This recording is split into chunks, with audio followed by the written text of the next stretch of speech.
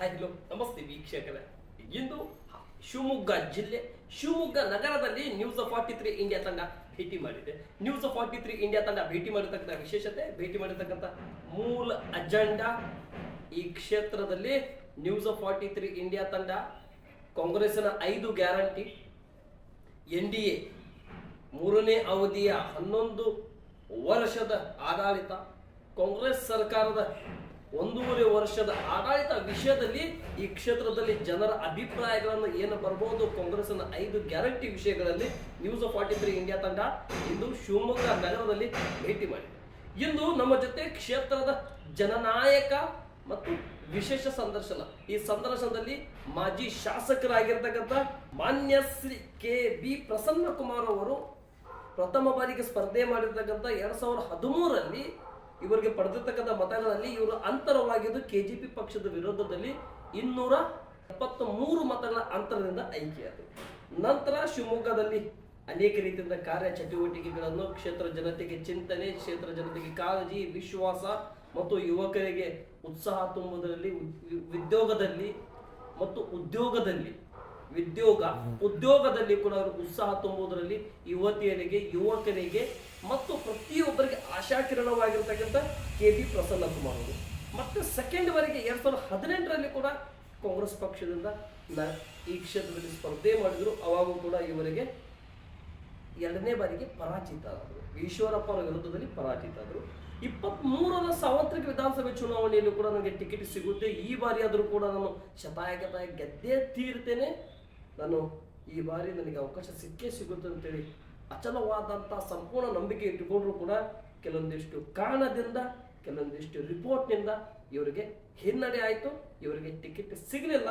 ಆದರೂ ಕೂಡ ಇವರು ಪಕ್ಷದ್ರೋಹಿ ಚಟುವಟಿಕೆಗಳನ್ನಾಗಿರಲಿ ಮತ್ತು ರಾಜಕಾರಣ ಬೇಡಪ್ಪ, ನನ್ನಂಥವ್ರಿಗೆ ಟಿಕೆಟ್ ಸಿಗಲಿಲ್ಲ ಅಂತೇಳಿ ಬೇಸರಾಗಿ ಹಿಂದೆ ನುಂಟಲಾಗಿ ಉಳಿದ್ಬಿಟ್ರು. ಆದರೆ ಪಕ್ಷದಿಂದ ಹೊರಗೆ ಬಂದು ತಮ್ಮದೇ ಅಷ್ಟಂತ ಸ್ವಾತಂತ್ರ್ಯದಲ್ಲಿ ತಾವು ಉಳ್ಕೊಂಡ್ಬಿಟ್ರು. ಆದರೆ ನ್ಯೂಸ್ 43 ಇಂಡಿಯಾ ತಂಡ ಇವತ್ತು ಇಷ್ಟ್ಯಾಕೆ ಇವೆಲ್ಲ ವಿಚಾರಗಳನ್ನು, ಹಳೆ ವಿಚಾರಗಳನ್ನು ವಾಪಸ್ ತರ್ತಾ ಇದೆ ಅಂತ ಹೇಳಿದ್ರೆ, ಕ್ಷೇತ್ರದ ಜನನಾಯಕ ಯಾರು, ಕ್ಷೇತ್ರದಲ್ಲಿ ಆಡಳಿತವನ್ನು ಯಾವ ರೀತಿ 13ರಿಂದ 18ರವರೆಗೆ ನಡೆದಿದೆ, ಮತ್ತು ಕ್ಷೇತ್ರ ಶಿವಮೊಗ್ಗ ಸ್ಮಾರ್ಟ್ ಸಿಟಿ ಆಗಲಿಕ್ಕೆ, ಶಿವಮೊಗ್ಗ ನಗರಸಭೆಯಿಂದ ಮಹಾನಗರ ಪಾಲಿಕೆ 2013, 14, 15ರಲ್ಲಿ ಮಹಾನಗರ ಪಾಲಿಕೆ ಆಗಲಿಕ್ಕೆ ಈ ಕ್ರೆಡಿಟ್ ಯಾರಿಗೆ ಹೋಗ್ಬೋದು? ಶಿವಮೊಗ್ಗ ಸ್ಮಾರ್ಟ್ ಸಿಟಿ ಆಗಲಿಕ್ಕೆ ಕಾರಣ ಯಾರು? ವಿಧಾನಸಭೆಯಲ್ಲಿ ಟೇಬಲ್ ಕುಕ್ಕಿ ಮಾತಾಡಿರ್ತಕ್ಕಂಥವ್ರು ಯಾರು ಅನ್ನೋದು, ಇವೆಲ್ಲ ಬೆಳವಣಿಗೆಯನ್ನು ನಮ್ಮ ಜೊತೆ KB ಪ್ರಸನ್ನ ಕುಮಾರ್ ಸರ್ ಅವ್ರ ಜೊತೆ ಮಾತಾಡೋಣ. ಬನ್ನಿ ವೀಕ್ಷಕರು. ನಮಸ್ಕಾರ.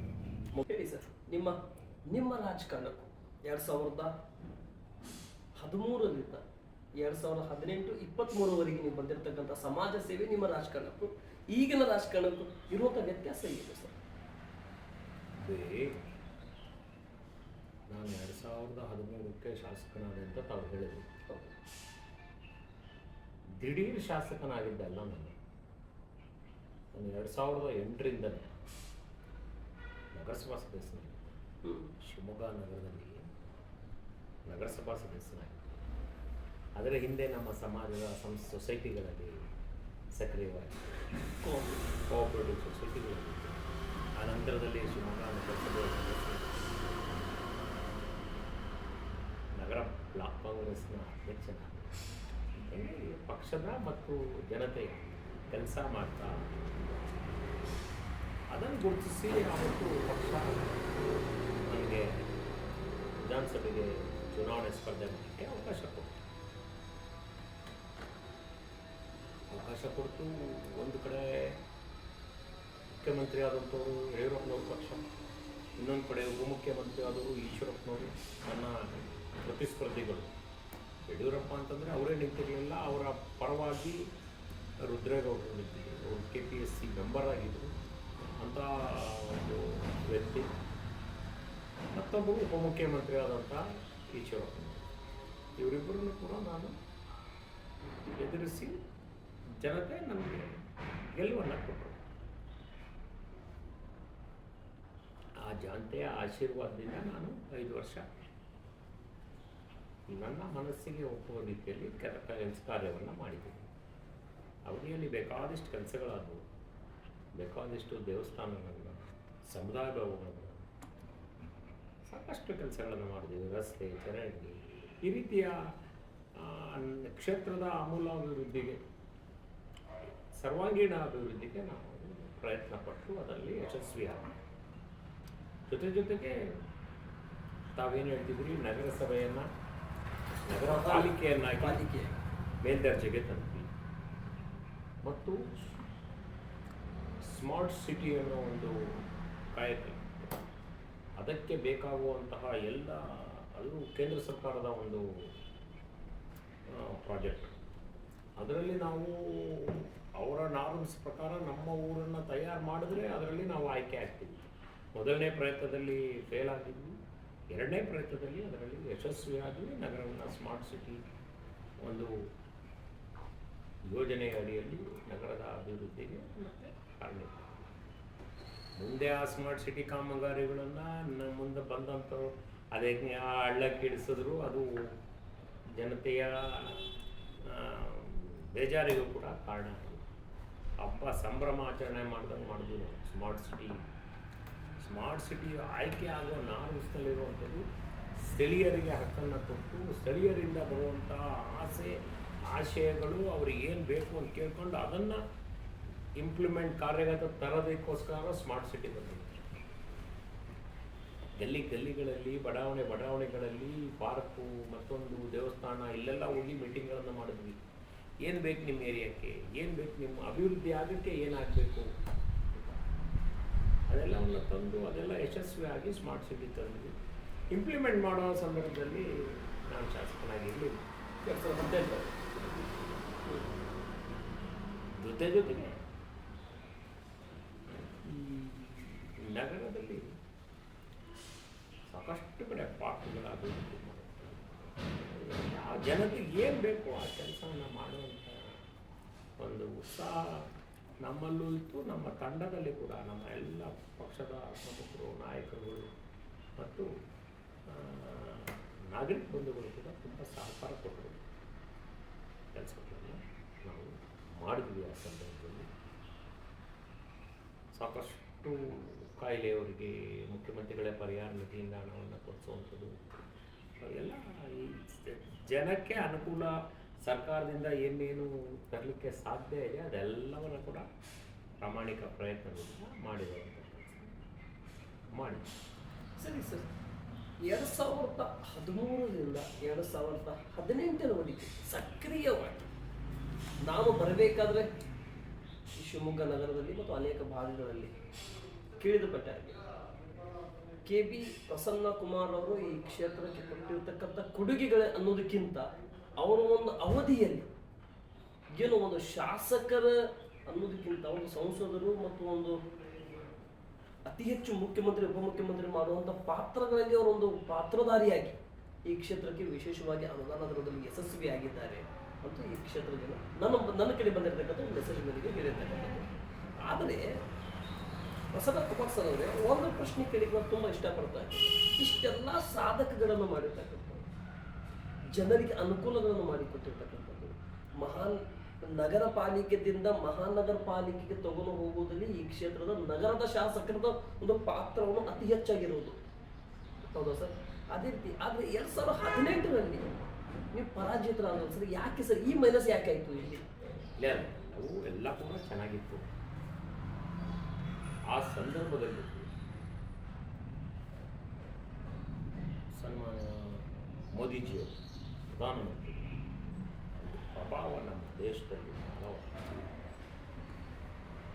ಜನತೆ ಅವರನ್ನು ತುಂಬವಾಗಿ ನಂಬಿದ್ರು, ಬೆಂಬಲಿಸಿದ್ರು. ಅವರ ಅಲೆ ಬಹಳಷ್ಟಿತ್ತು. ಆ ಸಂದರ್ಭದಲ್ಲಿ ಶಿವಮೊಗ್ಗ ನಗರದಲ್ಲಿ ನಾನು ಸೋಲು ಕಾರಣ, ಮತ್ತೇನು ಬೇರೆ ಏನು ಕಾರಣ ಇಲ್ಲ. ಸರಿ ಸರ್, 2018ರಲ್ಲಿ ಯಾಕೆಂದರೆ ನಾನು ನಿಂತಹ ಪಕ್ಷದ ವಿರುದ್ಧ ಮೋದಿಯವರ ಒಂದು ಅಲೆ ಬಹಳವಾಗಿ ಬಂತು. ಮತ್ತು ಈಶ್ವರಪ್ಪನವರು ಈ ಕ್ಷೇತ್ರಕ್ಕೆ ಬಹಳ ಹಳಬರು, ಅವರು ಕೂಡ ಜನ ಒಲವನ್ನು ತೋರಿಸಿದ್ರು. ಸರಿ ಸರ್, 23ರಲ್ಲಿ 11ರಿಂದ 15 ಜನ ಅಪ್ಲಿಕೇಶನ್ ಅನ್ನು KPCCಗೆ ಮತ್ತು AICC ಸಂಪರ್ಕದಲ್ಲಿ ಅಪ್ಲಿಕೇಶನ್ ಹಾಕಿದ್ರಿ. ಅದರಲ್ಲಿ ಮುಂಚೂಣಿ ಘಟಕದಲ್ಲಿ ತಾವು ಕೂಡ ಇದ್ರಿ, ಮಾಜಿ ಶಾಸಕರು ಅಂತೇಳಿ ಒಂದು ಬಾರಿ ಡಿಫೀಟ್ ಆಗಿರ್ತಕ್ಕಂಥ ಅಂತೇಳಿ ನಿಮಗೆ ಅವಕಾಶ ಸಿಗಬೇಕು ಅಂತೇಳಿ ಪ್ರತಿಯೊಬ್ಬರು ಹೇಳ್ತಿದ್ರು. ಆದರೆ ಆ ಒಂದು ಕ್ಷಣ, ಆ ಒಂದು ಸಮಯ ನಿಮಗೆ ತಿರುಚಿ ಯೋಗೇಶ್ವರ ಅವ್ರ ಪಾಲಾಯ್ತು ಸರ್, ಅದು ಹೇಗೆ ಸರ್? ಅದು ಈ 2018ರಲ್ಲಿ ಸೋತ ನಂತರದಲ್ಲಿ ಅವತ್ತು ಒಂದು ಕ್ಷಣ ನಾನು ಇನ್ನೊಂದು ಮೆಸೇಜ್ ಕೇಳಿರ್ತಕ್ಕಂಥ, ಈ ಶಿವಮೊಗ್ಗ ನಗರದಲ್ಲಿ ಪಕ್ಷ, ಕಾಂಗ್ರೆಸ್ ಪಕ್ಷ ಏನಾದರೂ ಸಂಘಟನೆಯಲ್ಲಿ ಬಲಿಷ್ಠವಾಗಿದ್ದ ಅಂತ ಹೇಳಿದ್ರೆ ಆ ಕ್ರೆಡಿಟ್ ಅನ್ನು, ಈಗ ಸಿಟಿಯ ಡೆವಲಪ್ಮೆಂಟ್ ಕ್ರೆಡಿಟ್ ಅನ್ನು ಈಗಿನ ಸಂಸದರಿಗೆ, ಮಾಜಿ ಮುಖ್ಯಮಂತ್ರಿಗಳಿಗೆ, ಮಾಜಿ ಉಪಮುಖ್ಯಮಂತ್ರಿಯವರಿಗೆ ಮತ್ತು ಕಂದಾಯ ಇಲಾಖೆ ಸಚಿವರಿಗೆ ಮತ್ತು ಗ್ರಾಮೀಣಾಭಿವೃದ್ಧಿ ಸಚಿವರಿಗೆ, ಇಂಧನ ಸಚಿವರಿಗೆ ಆಗಿರತಕ್ಕಂಥ ಮಾನ್ಯ ಈಶ್ವರಪ್ಪ ಅವರಿಗೆ ಸಲ್ಲುತ್ತೆ ಅಂತ. ಅಂದ್ರೆ ಕಾಂಗ್ರೆಸ್ ಪಕ್ಷದ ಸಂಘಟನೆ, ಕಾಂಗ್ರೆಸ್ ಪಕ್ಷದ ಚುರುಕನ್ನು, ಕಾಂಗ್ರೆಸ್ ಪಕ್ಷದ ಬಲವನ್ನು, ಕಾಂಗ್ರೆಸ್ ಪಕ್ಷದ ಯುವಕರಿಗೆ ಹುರಿದುಂಬಿಸಿ ಮೋದಿಯವರ ಅಲ್ಯದಲ್ಲಿನೂ ಕೂಡ ಪಕ್ಷ ಸಂಘಟನೆಯಲ್ಲಿ ಯಶಸ್ವಿಯಾಗಿರ್ತಕ್ಕಂಥ ಆ ಕ್ರೆಡಿಟ್ ಹೋಗ್ಬೇಕಂತ ಹೇಳಿದ್ರೆ KP ಪ್ರಸನ್ನ ಕುಮಾರ್ ಅವ್ರಿಗೆ ಅಂತ ಹೇಳಿ. ಇದು ಸತ್ಯನ ಸುಳ್ಳ ಸರ್? ಅಲ್ಲ, ನಾನು ತಿಳ್ಕೊಂಡು ಸತ್ಯ ಸುಳ್ಳ ನಾವು ಹೇಳೋದಲ್ಲ, ನೀವು ಹೊರಗಡೆ ಜನರ ಹತ್ರ ಮಾತುಕತೆ ಮಾಡಿದಾಗ ತಿಳಿತದೆ. ಒಂದು 2018ರಲ್ಲಿ ಮೋದಿಯ ಅಲೆಯ ಒಂದು ಕಾರಣದಿಂದ ನಮ್ಮ ಪಕ್ಷದ ವಿರುದ್ಧ ಒಂದು ಏನು ಇಡೀ ಜನರಲ್ಲಿ ಒಂದು ಒಪಿನಿಯನ್ ಬಂತು. ಮಾನ್ಯ ಮುಖ್ಯಮಂತ್ರಿಗಳಾದ ಸಿದ್ದರಾಮಯ್ಯನವರ ಆಡಳಿತದಲ್ಲಿ ಏನು ನಡೆಸಿದ್ವಿ ನಾವು 13ರಿಂದ 18 ತನಕ, ಆ ಒಂದು ವಿರೋಧಿ ಅಲೆ ಬಂತು. ವಿರೋಧಿ ಅಲೆಯ ಫಲವಾಗಿ ನಾವು ಸೋಲನ್ನು ಕಾಣಬೇಕಾಯಿತು. ಸೋತ ನಂತರ ಕೂಡ ನಾನು ಪ್ರಾಮಾಣಿಕವಾಗಿ ಕಾಂಗ್ರೆಸ್ ಪಕ್ಷದ ಮತ್ತು ಜನತೆಯ ಕೆಲಸ ಮಾಡಿಕೊಂಡು, ದುರದೃಷ್ಟವಶಾತ್ ಕೊರೋನಾ ಅಂತ ಸಂದರ್ಭದಲ್ಲಿ ಕಾಯಿಲೆ ಬಂತು. ಅದರ ವಿರುದ್ಧ ಕೂಡ ನಾವು ನಮ್ಮ ಎಲ್ಲ ತಂಡ, ನಮ್ಮ ಕಾರ್ಯಕರ್ತರು, ನಮ್ಮ ತಂಡ, ನಮ್ಮದೇ ಆದ ಒಂದು ಸೌರಭ ಅಂತ ಒಂದು ಸಂಸ್ಥೆ ಇದೆ. ಅದು ನಗರದಲ್ಲಿ ಸಾಂಸ್ಕೃತಿಕವಾಗಿ, ಧಾರ್ಮಿಕವಾಗಿ, ಶೈಕ್ಷಣಿಕವಾಗಿ ಕೂಡ ಕೆಲಸವನ್ನು ಮಾಡ್ತದೆ. ಆ ಸಂಸ್ಥೆಯ ಅಧ್ಯಕ್ಷ ಕೂಡ. ಅದರ ಮುಖಾಂತರ ನಾವು ಕೊರೋನಾ ಒಂದು ರೋಗಿಗಳಿಗೆ ಚಿಕಿತ್ಸೆ ಕೊಡಿಸುವಂಥ ಕೆಲಸ, ಅವರನ್ನು ನಿಮಗೆ ಗೊತ್ತು ಕೇಳಿರ್ಬೋದು, ಅಪ್ಪ ಅಮ್ಮನಿಗೆ ಜೀವ ಕಳ್ಕೊಂಡಿದ್ರೆ ಮಕ್ಕಳು ಬಂದು ನೋಡೋ ಕೂಡ ಧೈರ್ಯ ಮಾಡಲಿಲ್ಲ. ಇದನ್ನು ನಾವೇ ಮಣ್ಣನ್ನು ಮಾಡಿರೋದು, ನಾವು ಮುಟ್ಟಿದ್ರು ನಮಗೆ ಬರುತ್ತಿದೆ ಅಂತೇಳಿ ದೂರದಲ್ಲಿ ಇದ್ರು. ಇಂಥ ಸಂದರ್ಭದಲ್ಲಿ ನಮ್ಮ ಜೊತೆಗೆ ನಾವು ಎಲ್ಲರೂ ಸೇರಿ ಓಡಾಡಿ ಕೊರೋನಾ ಸಂದರ್ಭದಲ್ಲಿ ಇಡೀ ಊರಿಗೆ ಔಷಧಿಯನ್ನು ಸಿಂಪಡಣೆ ಮಾಡುವಂಥದ್ದು, ಮತ್ತು ಸ್ಯಾನಿಟೈಸ್ ಮಾಡಿರುವಂಥದ್ದು, ಮತ್ತು ಕೊರೋನಾ ಬಂದು ಮನೆಗಳಲ್ಲೇ ಇರುವಂಥವರಿಗೆ ನಾವು ತಗೊಂಡೋಗಿ ಕ್ವಾರಂಟೈನ್ ಆದಂಥವ್ರಿಗೆ ಊಟದ ವ್ಯವಸ್ಥೆಯನ್ನು, ಫುಡ್ ಕಿಟ್ ಅಲ್ಲ, ಊಟದ ವ್ಯವಸ್ಥೆ, ಊಟನೇ ಅನ್ನ, ಚಪಾತಿ, ಸಾಂಬಾರು, ರೊಟ್ಟಿ, ಪಲ್ಯ, ಈ ಥರ ಸಾಂಬಾರು ಊಟವನ್ನು ಅವರಿಗೆ ಮಾಡುವಂಥದ್ದು ಎಲ್ಲ ಕೆಲಸಗಳನ್ನು ನಾವು ಮಾಡಿದ್ವಿ. ಇದಕ್ಕೂ ರಾಜಕಾರಣಕ್ಕೂ ಸಂಬಂಧ ಇಲ್ಲ, ಇದು ಮಾನವೀಯತೆಯ ದೃಷ್ಟಿಯಿಂದ ಅದನ್ನೆಲ್ಲವನ್ನು ಕೂಡ ಮಾಡಿದ್ವಿ. ಆ ನಂತರದಲ್ಲಿ 2 ಆಂಬುಲೆನ್ಸ್ಗಳನ್ನು ಬಿಟ್ಟಿದ್ವಿ. ಆಂಬುಲೆನ್ಸ್ಗಳ ಮುಖಾಂತರ ಆಸ್ಪತ್ರೆಗೆ ಕರ್ಕೊಂಡು ಹೋಗುವಂಥದ್ದು ಮತ್ತು ಮನೆಗೆ ಬಿಡುವಂಥದ್ದು, ಮತ್ತು ಅದಕ್ಕೆ ನಾವು ಮುಂಜಾಗ್ರತಾ ಕ್ರಮವಾಗಿ ಕೊಟ್ಟಂಥ ಕೋವಿಡ್ ಇಂಜೆಕ್ಷನ್ಸ್ಗಳನ್ನು ಕೂಡ ನಾವು ಕೊಡಿಸುವಂಥದ್ದು, ಈ ಕೆಲಸವನ್ನು ಕೂಡ ಮಾಡಿದ್ವಿ. ಪಕ್ಷದ ಸಂಘಟನೆಯನ್ನು ಮಾಡಿದ್ವಿ. ಆದರೂ ಎಲ್ಲೋ ಒಂದು ಕಡೆ ಈ ಜಾತಿ ರಾಜಕಾರಣದಲ್ಲಿ ನಮಗೆ ಟಿಕೆಟನ್ನು ಕೊಡಲಿಕ್ಕೆ ಪಕ್ಷ ಒಪ್ಪಲಿಲ್ಲ. ನಾನು ಈ ಪಕ್ಷದಲ್ಲೇ ಇದ್ದು ನನಗೆಲ್ಲ ಹಿಂದೆ ನಾನು ಶಾಸಕನಾಗಿದ್ದಾಗ ಮತ್ತು 18ರ ಚುನಾವಣೆಯಲ್ಲಿ ನಾನು ಯಶಸ್ವಿಯಾದಾಗ ಮತ್ತು ಪರಾಜಿತ ಆದಾಗ ಕೂಡ ಕೆಲವರೆಲ್ಲ ಪಕ್ಷದ ನಾಯಕರುಗಳು ಕಾಂಗ್ರೆಸ್ ಪಕ್ಷದಲ್ಲೇ ಇದ್ದು ಕಾಂಗ್ರೆಸ್ ಪಕ್ಷದ ಅಭ್ಯರ್ಥಿಗೆ ಮೋಸವನ್ನು ಮಾಡಿದ್ರು. ಆದರೆ ನಾನು ಆ ಯೋಜನೆಯನ್ನು ಮಾಡ್ದೇನೆ ನಾನು ಪಕ್ಷದಿಂದ ಹಿಂದಕ್ಕೆ.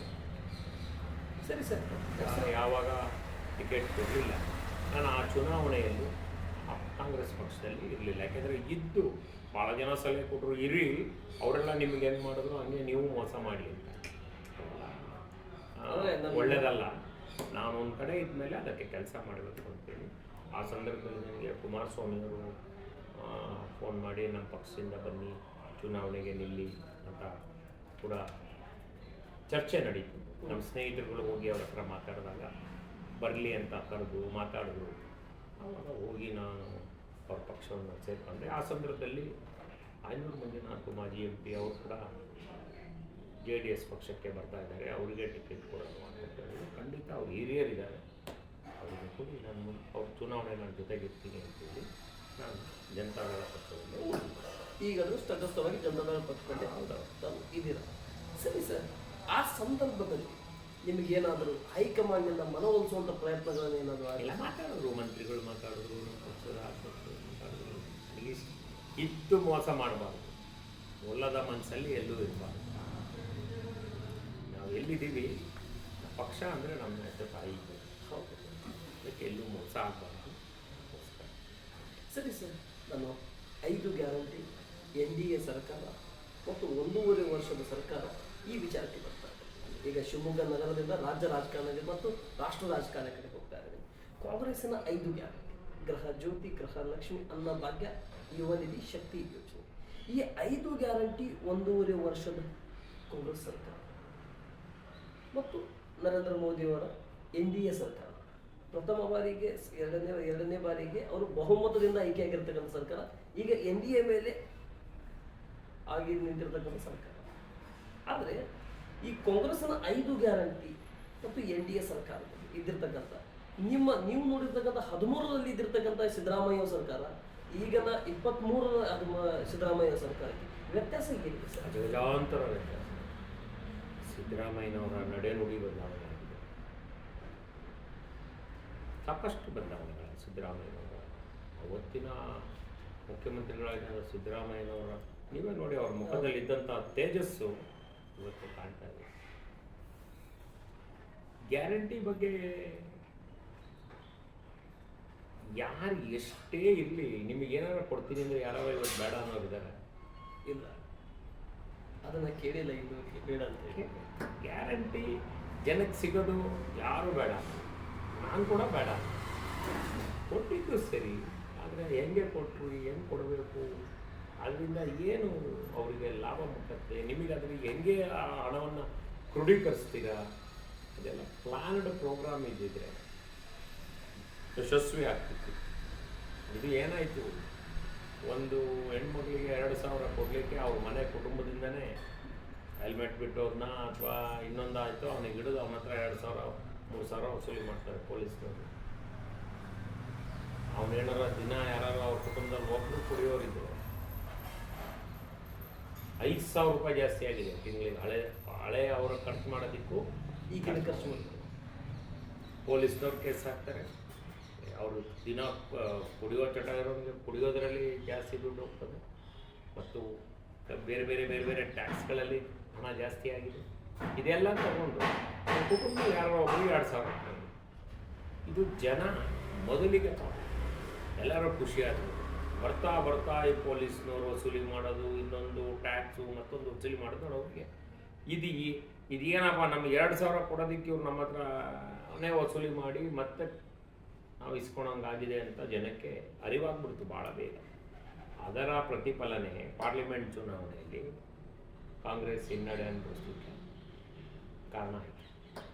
ಸರಿ ಸರ್, ಈ ಗ್ಯಾರಂಟಿ ಸರ್ಕಾರದಿಂದ ಬಂದು ಮತ್ತೆ ಮುಂಚೆ ಹೆಂಗೆ ನಡೀತಿತ್ತು ಹಂಗೆ ನಡೀತಾ ಇದ್ದರೆ ಜನಕ್ಕೆ ಬೇಜಾರಾಗ್ತಿರಲಿಲ್ಲ.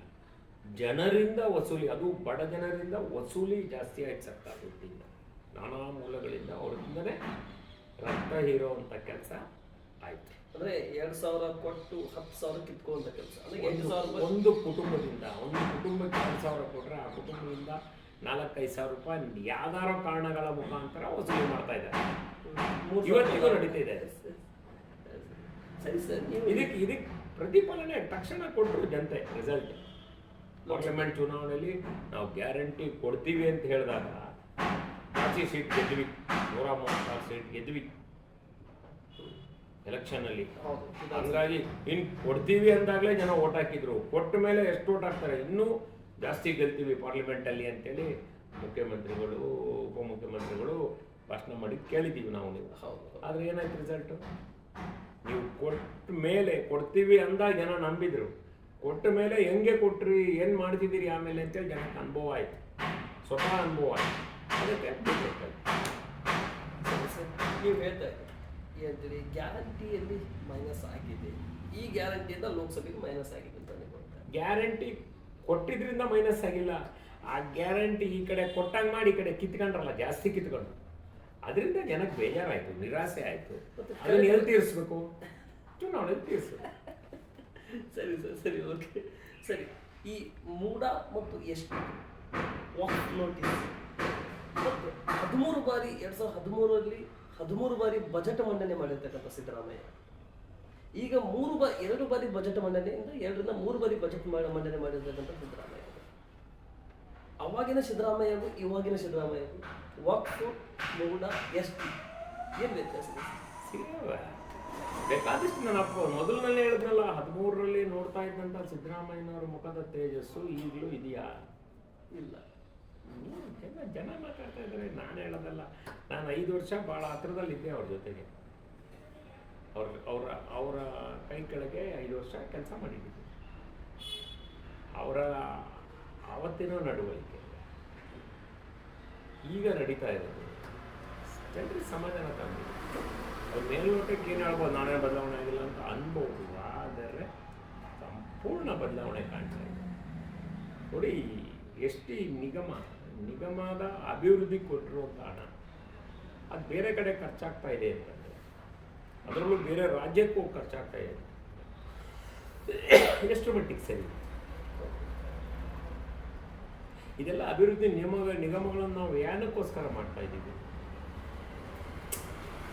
ಡಿಸೆಂಟ್ರಲೈಸ್ ಆಗಿ ಅವ್ರ ಹತ್ರದಲ್ಲಿ ಇರುವಂಥವ್ರು ಅಧ್ಯಕ್ಷರಾಗಿ, ಅವ್ರ ಹತ್ರದಲ್ಲಿ ಇರುವಂಥವ್ರು ಡೈರೆಕ್ಟರ್ಗಳಾಗಿ, ಆ ಸಮಾಜದ ಹತ್ರದಲ್ಲಿ ಇರೋರೆಲ್ಲ ಇದ್ದರೆ ಸಮಾಜಕ್ಕೆ ಏನಾಗಬೇಕು, ಎಂಥದ್ದಾಗಬೇಕು ಅಂತ ಕೂತ್ಕೊಂಡು ಚರ್ಚೆ ಮಾಡಿ ಮತ್ತೆ ದುಡ್ಡನ್ನು ಹುಡ್ಕೋಂಥ ಕೆಲಸ ಮಾಡಿದೆ. ಆ ಅಭಿವೃದ್ಧಿ ಮಂಡಳಿಯಲ್ಲಿರುವಂಥ ದುಡ್ಡನ್ನು ಜನಕ್ಕೆ, ಆ ಸಮಾಜಕ್ಕೆ ಮುಟ್ಸೋಕ್ಕೋಸ್ಕರ ಇರೋದು. ಆ ಹಣ ದುರುಪಯೋಗ ಆಯಿತು ಅಂತಂದರೆ ಹೇಗೆ ಸಾಧ್ಯ ನಿಮ್ಮನ್ನು ಕ್ಷಮಿಸೋಕ್ಕೆ? ಇದು ಕೇವಲ ಆ ಸಮಾಜಕ್ಕೆ ಆಗಿರೋ ಅನ್ಯಾಯ ಅಲ್ಲ, ಇಡೀ ನಾಗರಿಕ ಸಮಾಜಕ್ಕೆ ತಲೆ ತಗ್ಸೋವಂಥ ಕೆಲಸ. ಇವತ್ತು ಎಷ್ಟೇ ಆಗಿರ್ಬೋದು, ನಾಳೆ ಹೆಚ್ಚೆ ಆಗ್ಬೋದು, ನಾಳೆ ಇನ್ನೊಂದು ಸಮಾಜಕ್ಕೆ ಆಗ್ಬೋದು. ಆ ಸಮಾಜಕ್ಕೆ ಅಂತ ಇಟ್ಟಂಥ ಹಣನ ಆ ಸಮಾಜಕ್ಕೆ ಉಪಯೋಗಿಸ್ದೇನೆ ಅದನ್ನು ಅನ್ಯ ಕಾರ್ಯಗಳಿಗೆ, ಅದರಲ್ಲೂ ದುಡ್ಡು ಹೊಡೆಯೋ ಸ್ಕೀಮಿಗೆ ಉಪಯೋಗಿಸೋದು ದೊಡ್ಡ ಬೆಟ್ಟದು ಮೋಸ. ಈ ಮೂಡ ವಿಷಯ ಸರ್, ಅದೇನು ತೆಗೆದಷ್ಟು ಇನ್ನೂ ಬರ್ತದೆ. ನೆನ್ನೆ ಟಿ ವಿಯಲ್ಲಿ ಹೇಳ್ತಾ ಇದ್ರು 153 ಜನದ ಪಟ್ಟಿ, ಇನ್ಯಾವುದೋ 500-300 ಜನದ ಪಟ್ಟಿ ಅಂತೇಳಿ ಆಗೋದು. ಅದು ಆಮೂಲಾಗ್ರವಾಗಿ ತನಿಖೆ ನಡೀಬೇಕು. ನಾವು ಒಂದು ದಿನ ಪಾಪ ಅಮ್ಮನ ನೋಡಲಿಲ್ಲ, ಸಿದ್ದರಾಮಯ್ಯನವರ ಪತ್ನಿಯನ್ನ, ನಮ್ಮ 5 ವರ್ಷ ನೀವು ಶಾಸಕರ ಸಂದರ್ಭದಲ್ಲಿ ಒಂದು ದಿನ ಅವರನ್ನು ನೋಡಿಲ್ಲ. ಅಷ್ಟು ಅವರಾಯಿತು, ಅವ್ರ ಮನೆಯವರು, ಅವರ ಹೆಸರನ್ನು ಕೂಡ ಈ ಸಿದ್ದರಾಮಯ್ಯನವರು ಅಥವಾ ಅವ್ರ ಕುಟುಂಬ ಯಾಕೆ ಅವರ ಹೆಸರು ಉಪಯೋಗಿಸ್ಕೊಂಡ್ರೋ ನಂಗೆ ಗೊತ್ತಿಲ್ಲ. ತಪ್ಪಾಗಿದೆ, ಅದು ತಪ್ಪೇ, ಯಾರು ಮಾಡಿದ್ರು ತಪ್ಪೇ. ಅದು ತನಿಖೆ ನಡೀತಿದೆ, ತನಿಖೆ ಹಂತದಲ್ಲಿ ನಾವು ಚರ್ಚೆ ಮಾಡೋದು ತಪ್ಪು. ನಿಮಗೇನು ಯಾವುದೂ ದೊಡ್ಡದಲ್ಲ, ತನಿಖೆ ನಡೀತಿದೆ. ತನಿಖೆ ಮಾಡ್ತೀವಿ ಅಂದರೆ ತನಿಖೆ ಮಾಡಬೇಡ್ರಿ ಅಂತ ಹೇಳೋಕ್ಕೆ ಈ ಪ್ರಜಾಪ್ರಭುತ್ವದಲ್ಲಿ ಯಾರಿಗೂ ಹಕ್ಕಿಲ್ಲ. ತನಿಖೆ ನಡೆಯಲಿ ಬಿಡಿ. ತನಿಖೆ ನಡೆದ್ಮೇಲೆ ನೀವು ತಪ್ಪಿಲ್ಲ ಅಂದರೆ ನೀವು ಇನ್ನೂ ಜೋರಾಗಿ ಮಾತಾಡ್ತೀರ. ನಿಮಗೆ ನಂಬಿಕೆ ಇದ್ದರೆ ಅದು ಹೆಂಗೆ ಸಿಕ್ಕಣಕ್ಕೆ ಸಾಧ್ಯ ಇದೆ? ನೀವು ಏನು ಮಾಡಿಲ್ಲ ಅಂದಮೇಲೆ ಏನೂ ಆಗಲ್ಲ. ನಮಗೆ ನಂಬಿಕೆ ಇದೆ, ನಾವು ನೋಡಿರೋ ಸಿದ್ದರಾಮಯ್ಯ ಯಾವತ್ತೂ ತಪ್ಪು ಮಾಡಿರಲಿಲ್ಲ. ಆದರೆ ಇದನ್ನು ನೋಡಿ ನಮ್ಗೆ ಶಾಕ್ ಆಗ್ತದೆ. ಎಲ್ಲಿ ಆ ಸಿದ್ದರಾಮಯ್ಯ, ಎಲ್ಲಿ ಈ ಸಿದ್ದರಾಮಯ್ಯ? 13ರ ಸಿದ್ದರಾಮಯ್ಯ, ಈಗ 23ರ ಸಿದ್ದರಾಮಯ್ಯ. 10 ವರ್ಷದಲ್ಲಿ ಬದಲಾವಣೆ ಆಗ್ಬಿಟ್ರು ಸರ್. ಇಲ್ಲ, ಏನು ನಾವು ಭಾಳ ಹತ್ತದಿಂದ ನೋಡ್ತೀವಿ, ಭಾಳ ಬದಲಾವಣೆ ಕಾಣ್ತಾ ಇದೆ. ಯಾಕೆ, ಏನು ಒತ್ತಡ ಇದೆಯೋ ಗೊತ್ತಿಲ್ಲ.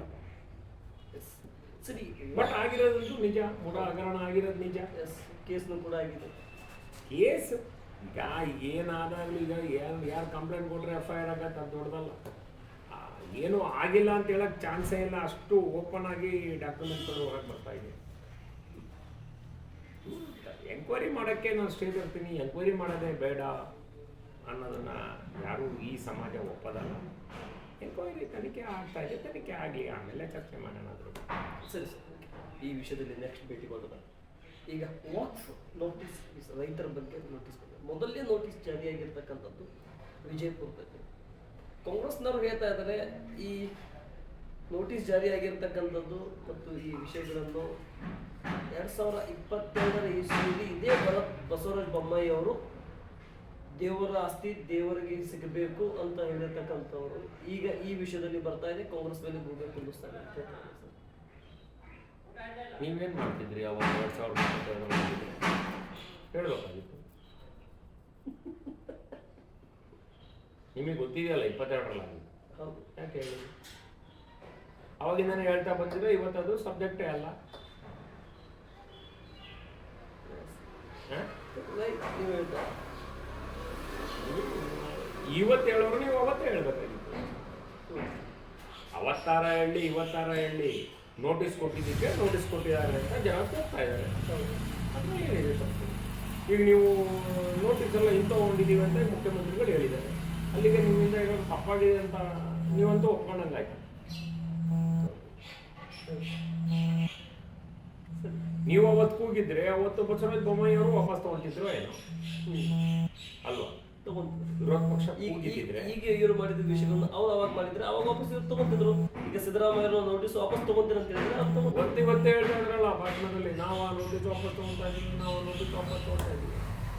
ವಾಪಸ್ ತಗೊಳ್ತಾ ಇದ್ದೀವಿ ಅಂತಂದ್ರೆ ಏನಂತ? ನೋಟಿಸ್ ಕೊಡಬಾರ್ದಾಗಿತ್ತು, ಅವ್ರು ಯಾರೋ ಆಫೀಸರ್ ಕೊಟ್ಬಿಟ್ಟಾನೆ ವಾಪಸ್ ತಗೊಂತ ಹೇಳಿದ್ದೀನಿ, ವಾಪಸ್ ತಗೊಳ್ತಿದ್ದೆ.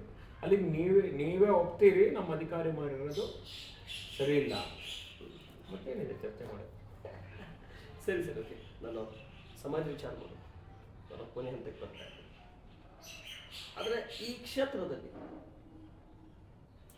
ನಾನು ನೋಡಿದ ಪ್ರಕಾರ ಪ್ರಸನ್ನ ಕುಮಾರ್ ಅವರು ಅಭಿವೃದ್ಧಿಯಲ್ಲೇ ಅವ್ರ ಸ್ಟೈಲೇ ಬೇರೆ ಅಂತ ಹೇಳ್ತಾರೆ. ಆದರೆ ಈ ಕ್ಷೇತ್ರ ಜನತೆಗೆ ಏನು ಬೇಕು, ಏನು ಆಗು ಹೋಗು ವಿಚಾರಗಳನ್ನಿದ್ದು ಕೆಲವೊಂದಿಷ್ಟು ರಾಜಕಾರಣಕ್ಕಿಂತ KV ಪ್ರಸನ್ನ ಕುಮಾರ್ ಅವ್ರ ರಾಜಕಾರಣ ಹೆಂಗಿದೆ ಅಂತ ಹೇಳಿದ್ರೆ, ಜನರ ಮಧ್ಯದಲ್ಲಿ ಹೋಗಿ ಏನಿದೆ ಏನು ಸಮಸ್ಯೆ ಇದೆ ಅಂತ ತಿಳ್ಕೋದಕ್ಕಿಂತ ಮುಂಚೆ ಇವರೇ ಪಟ್ಟಿ ಮಾಡ್ತಿದ್ರು. ಈ ಸಮಸ್ಯೆ ಇದೆ, ಇದನ್ನ ಮಾಡ್ಬೇಕಾ ಮಾಡಿದ್ರೆ ನೀವು ಸರಿ ಇದ್ರೆ ಓಕೆ ಅಂತ ಹೇಳಿ, ಇಲ್ಲ ಅಂತ ಹೇಳಿ ಅಂತ ಹೇಳ್ತೀವಿ. ಸರಿ, ಇದು ನಾ ಕೇಳ್ಬೇಕಾದ್ರೆ ಇದು ಓಕೆ. ಶಿವಮೊಗ್ಗ ಕ್ಷೇತ್ರದ ನಾಗರಿಕ ಬಂಧುಗಳು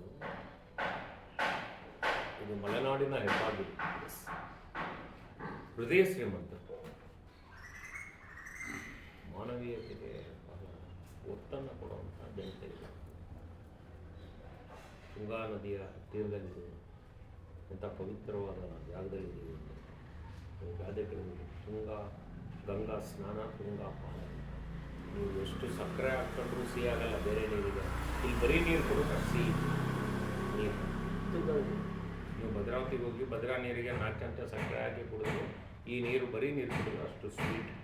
ಭದ್ರಾವತಿಗೆ ಶಿವಮೊಗ್ಗ ನೀರು, ಇದು ಒಂದೇ ಹೊಳ್ಳಿ, ಒಂದೇ ಭದ್ರಾ ಆಯ್ತು. ಇಲ್ಲ ಇಲ್ಲ, ಇದು ತುಂಗಾ, ಅದು ಭದ್ರಾ. ಭದ್ರಾ, ಎಸ್, ಅಲ್ಲ ಒಂದೇ ಇದು ಲೈನಲ್ಲಿ ಇರೋದು. ಒಟ್ಟು ಯಾವುದೇ ನದಿ ನೀರು ಕುಡಿದ್ವಿ ಬಿಟ್ಟು ನಾವು ತುಂಗಾ ನದಿ ನೀರು ಕುಡಿದ್ವಿ ಅಷ್ಟು ಸಿಹಿ. ಅಂಥ ಜಾಗದಲ್ಲಿರುವಂಥ ನಾಗರಿಕರು ಎಲ್ಲ ಹೃದಯ ಶ್ರೀಮಂತರು. ಇಲ್ಲಿ ಯಾರು ತಪ್ಪು ಮಾಡ್ತಾನೆ, ಯಾರು ಸರಿ ಮಾಡ್ತಾನೆ, ಯಾರು ಏನು ಮಾಡ್ತಾನೆ ಎಲ್ಲ ಗಮನಿಸ್ತಾರೆ. ಮಲೆನಾಡಿನ ಜನ ಬಹಳ ಹೃದಯ ಶ್ರೀಮಂತರಿದ್ದಾರೆ. ಇಲ್ಲಿ ಯಾರೋ ಮಾಡಿದ ಒಂದು ತಪ್ಪಿಗೆ ನಾನು 2018 ಚುನಾವಣೆಯಲ್ಲಿ ಬಲಿಯಾದೆ. ಏನು ಮಾಡೋಕ್ಕಾಗಲ್ಲ, ರಾಜಕಾರಣ. ಗೆಲುವು ಶಾಶ್ವತ ಅಲ್ಲ, ಸೋಲು ಶಾಶ್ವತ. ರಾಜಕಾರಣದಲ್ಲಿ ಯಾವುದೂ ಸ್ಥಿರ ಒಟ್ಟು ಜನಕ್ಕೆ ಅನುಕೂಲ ಆಗುವಂಥ ಕೆಲಸಗಳು ಗೆದ್ದಂಥವರಿಂದ ಆಗಬೇಕು, ಅಭಿವೃದ್ಧಿ ಆಗಬೇಕು. ಇತ್ತೀಚೆಗೆ ಈ ಸರ್ಕಾರ ಬಂದಾಗಿಂದನೂ ನಮ್ಮ ನಗರದಲ್ಲಿ ಏನೂ ಅಭಿವೃದ್ಧಿ ಆಗ್ತಾ ಇಲ್ಲ. ಕಾರಣ ಏನಂದರೆ ಗ್ರ್ಯಾಂಟ್ ಇಲ್ಲ, ಹಣ ಇಲ್ಲ, ಬೇರೆ ಏನಿಲ್ಲ. ಶಾಸಕರು ನಮ್ಮ ಜೊತೆನೇ ಕೌನ್ಸಿಲ್ ಇದ್ದಂಥವ್ರು, ಈಗ ಶಾಸಕರಾಗಿರೋರು ಕೂಡ ನಾವೆಲ್ಲ ಒಟ್ಟಿಗೆ ನಗರಸಭಾ ಸದಸ್ಯರಾಗಿ ನಾವೆಲ್ಲ ಒಟ್ಟಿಗೆ ಕೆಲಸ ಮಾಡ್ತಿರ್ತೇವೆ. ದುಡ್ಡೇ ಬರ್ದೆ, ಗ್ರ್ಯಾಂಟೇ ಬರ್ದೆ, ಅವ್ರೇನು ಕೆಲಸ ಮಾಡೋಕ್ಕೆ ಸಾಧ್ಯ? ಪಾಪ ಓಡಾಡ್ತಾ ಇದ್ದಾರೆ ಆದರೂ ಕೂಡ ಊರಲ್ಲಿ. ಇನ್ನು ಮುಂದಿನ ದಿನಗಳಲ್ಲಾದರೂ ಸರ್ಕಾರ ಕ್ಷೇತ್ರಗಳ ಅಭಿವೃದ್ಧಿಗೆ ಹಣವನ್ನು ಹೆಚ್ಚು ಕೊಟ್ಟು ನಗರದ ಅಭಿವೃದ್ಧಿಗೆ ಕೂಡ ಕಾರಣೀಕರ್ತರಾಗಬೇಕು ಅಂತೇಳಿ ತಮ್ಮ ಮೂಲಕ ನಾನು ಕೂಡ ಸರ್ಕಾರಕ್ಕೆ ಒತ್ತಾಯ ಮಾಡ್ತೀನಿ. ಕೇಂದ್ರ ಸರ್ಕಾರದಲ್ಲಿ ಇತ್ತೀಚಿನ ಹೊಸ ಸರ್ಕಾರ ಬಂದ ನಂತರ ನಮ್ಮ ರಾಜ್ಯದ ಅಧ್ಯಕ್ಷರು, ನಮ್ಮ ನಾಯಕರಾದಂಥ ಕುಮಾರಸ್ವಾಮಿಯವರ ಮಂತ್ರಿಗಳು ಕೂಡ ಆದರು. ನಮಗೆಲ್ಲ ಹೆಚ್ಚಿನ ಹುರುಪು ಕೂಡ ಬಂದಿದೆ, ಶಕ್ತಿ ಕೂಡ ಬಂದಿದೆ. ನೀವೆಲ್ಲ ನೋಡ್ತಾ ಇದ್ದೀರಾ, ಎಲ್ಲ ಕಡೆ ಹೈವೇ ವರ್ಕ್ಗಳು ನಡೀತಾ ಇದೆ, ರೈಲ್ವೆ ವರ್ಕ್ಗಳು ಸ್ಯಾಂಕ್ಷನ್ ಆಗ್ತಾ ಇದೆ. ಎಲ್ಲ ರೀತಿಯಲ್ಲೂ ದೇಶದ ಸರ್ವಾಂಗೀಣ ಅಭಿವೃದ್ಧಿಗೆ ಕೇಂದ್ರ ಸರ್ಕಾರ ತನ್ನ ಛಾಪನ್ನು ಮೂಡಿಸ್ತಾ ಇದೆ.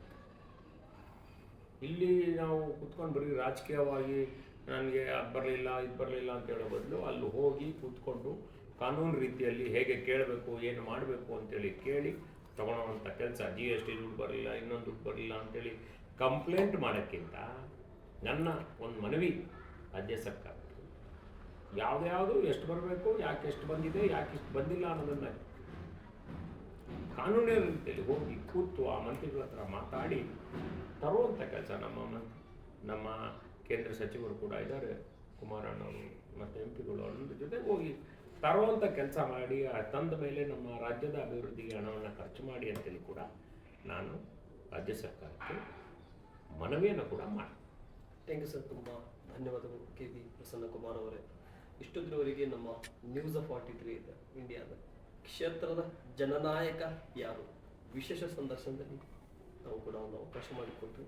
ಮತ್ತು ಈ ಕ್ಷೇತ್ರದ 2013ರಿಂದ 18ರವರೆಗೆ, 18ರಿಂದ 23ರವರೆಗೆ ಸಕ್ರಿಯವಾಗಿ ರಾಜಕಾರಣದಲ್ಲಿ ಅನ್ನೋದಕ್ಕಿಂತ ಸಮಾಜ ಸೇವೆಯಲ್ಲಿ ತೊಡಗಿಸ್ಕೊಂಡು ಕ್ಷೇತ್ರದ ಸರ್ವ ಜನಾಂಗದ ಬಗ್ಗೆ, ಶಾಂತಿಯ ತೋಟದ ಬಗ್ಗೆ ಚಿಂತನೆ ಮಾಡುತ್ತಾ ಇಲ್ಲಿಯವರೆಗೆ ನಿಮ್ಮ ರಾಜಕಾರಣ ಅನ್ನೋದಕ್ಕಿಂತ ಸಮಾಜ ಸೇವೆಯಲ್ಲಿ ತೊಡಗಿಸ್ಕೊಂಡು ಆ ಸಮಾಜ ಸೇವೆಯಲ್ಲಿ ಇಟ್ಟಿರತಕ್ಕಂಥ ಅಳಿಲ ಸೇವೆಯನ್ನು ನನ್ನ ಕೈಲಿ ಸಾಧ್ಯ ಆದಷ್ಟು ಅಧಿಕಾರದಲ್ಲಿ ಇದ್ದಂಥ 5 ವರ್ಷ ಕಾಲ ಮತ್ತು ಅಧಿಕಾರದಲ್ಲಿ ಇಲ್ಲದಂಥ ಸಂದರ್ಭದಲ್ಲಿ 5 ವರ್ಷ ಕಾಲ ನಗರಸಭೆಯ ಸದಸ್ಯರಾಗಿ ನಾವು ಮಾಡಿರ್ತಕ್ಕಂಥ ಸೇವೆಗಳನ್ನು, ಆ ಸೇವೆಯ ಪ್ರತಿಫಲ ನನಗೆ 13ರಲ್ಲಿ ಕೊಟ್ಟಿದ್ರಿ, 13ರಲ್ಲಿ ಕೊಟ್ಟಿರ್ತಕ್ಕಂಥ ಪ್ರತಿಫಲ 18ರಲ್ಲಿ ಕೊಟ್ಟಿದ್ರಿ, 18ರಲ್ಲಿ ಕೊಟ್ಟಿರ್ತಕ್ಕಂಥ ಪ್ರತಿಫಲ 23ರಲ್ಲಿ ಕೂಡ ನನಗೆ ಸಿಕ್ಕಿದೆ. ಆದರೂ ಕೂಡ ನನಗೆ ಟಿಕೆಟ್ ಸಿಕ್ಕಿಲ್ಲ, ನಾನು ಪರಾಜಿತ ಆಯ್ದನು ಅಂದ್ರೂ ಕೂಡ ನನಗೆ ಬೇಜಾರಿಲ್ಲ, ಸಿಕ್ಕಿಲ್ಲ. ಆದರೆ ನನ್ನ ಕ್ಷೇತ್ರ ಜನರ ಪ್ರೀತಿ ನನ್ನ ಮೇಲೆ ಇಷ್ಟಿತ್ತು ಅನ್ನುವಂಥ ಅಚಲವಾದಂಥ ನಂಬಿಕೆ, ವಿಶ್ವಾಸದಲ್ಲಿ ಈ ಕ್ಷೇತ್ರದಲ್ಲಿ ತಾವು ಕಾಯ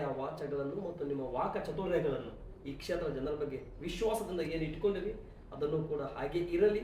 ಮುಂಬರ್ತಾ ಇರುವಂಥ 28ರ ಚುನಾವಣೆಯಲ್ಲಿ 500 ಮಂಜುನಾಥ್ ಅವರಿಗೆ ನೀವು ಟಿಕೆಟ್ ಅವಕಾಶವನ್ನು ಏನು ಕೊಡಿಸಿದ್ರಿ, ಆ ಅವಕಾಶ ಕಲ್ಪಿಸಿ ನಿಮ್ಮ ಹತ್ರ ಬರಲಿ.